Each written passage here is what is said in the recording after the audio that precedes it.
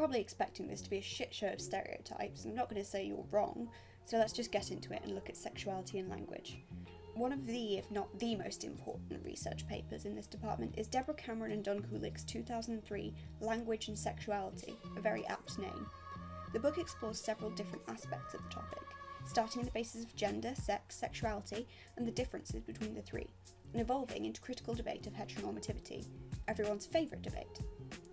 A good quote is that of their reference to queer theorists. Compulsory heterosexuality and heteronormativity is a structural principle that organises sexuality in general. Heteronormativity rules our sexuality and thus our language, setting queer speak as the secondary.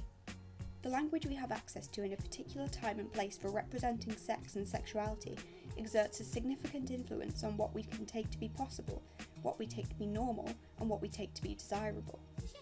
Norms are expressed as the speech of heterosexual people, them being the majority, but the point that needs to be made is that majority does not equal normality.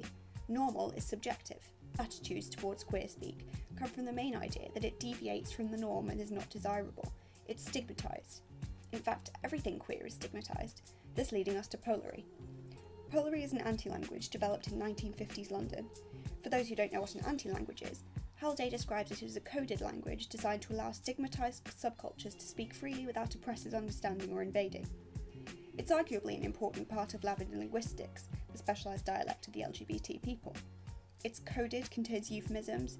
Bill Leet, the coordinator of the 10th annual Lavender Language Festival, if that's a thing you can believe exists, openly said that he believes LGBT community people communicate in ways different from the linguistic practices of non-LGBT identified persons. We've always spoken differently. Just I believe now it's not such a large gap as back in the 1950s when Polari had to be used just to avoid being beaten in the street. It may be from Polari that Paul Baker derived his summary of features of gay speech in his 2008 book, Sexed Texts. He feature spots acronyms, play on words and euphemisms, these used to keep out oppressors in what he calls narrow-minded social conditions. This absolute Don is also a big advocate for the amelioration and reclaiming of the word queer, which, as a queer woman, I wholeheartedly support. Speaking of Don, back to Kulik and Cameron. A further point they made is that categorising of queer speak is hindering our understanding of LGBT people, reducing them to theories. They point out that sexual minorities make themselves visible by the subversion of norms. Gay men appear feminine and lesbians appear butch, to put in the most simple, heterosexual terms you've ever heard. Moriel furthers this to include transgender people. Whilst transgender isn't a sexuality, it's an important aspect of the LGBT community. Moriel points out that transgender form substitution is seen as deviant, and so is a powerful act of identity. To readdress and reintroduce yourself with pronouns other than the ones you were given at birth is to challenge norms on our understanding of identity itself. Pronoun changes is never taken too kindly. Needless to say, Brighton's attempt to use the MX pronoun on all county forms didn't go far, but I applaud them for trying. It's just, come on. Now all this seems pretty understanding and reasonable. Time to get uncomfortable. Lakoff, back at it again.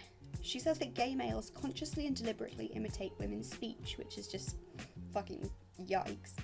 And this does sound offensive, but Cameron and Kulik actually covered the point that Lakoff's earlier listing of features of women's language in her book, Language in the Women's Place, is useful for MTF transgender people in terms of resources to change their speech patterns.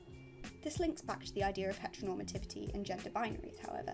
The idea that transgender people must learn to speak in the stereotyped way of the gender they're transitioning to does present the whole problem again of gender performativity. Advising MTF transsexuals to adopt WL features as a basis for their new female linguistic personae defines an appropriate performance of gender in terms of the gender stereotype, is a direct quote from Cameron and Kulik. Some of those terms are a little bit outdated, but that's straight from her. As much as I bitch about Lakoff, she actually makes all these points about gender binaries to point out the oppressive gender system we live in, not because she's a self-hating misogynist. That's it, really, for sexuality. You should probably learn the gender module alongside this because they interlink easily, and will probably come up alongside each other in the A2 exam. Probably not so much in the AS, but they might do. So if you're here for AS, it's piss easy, good luck. If you're here for A2, you're as fucked as I am. Bye.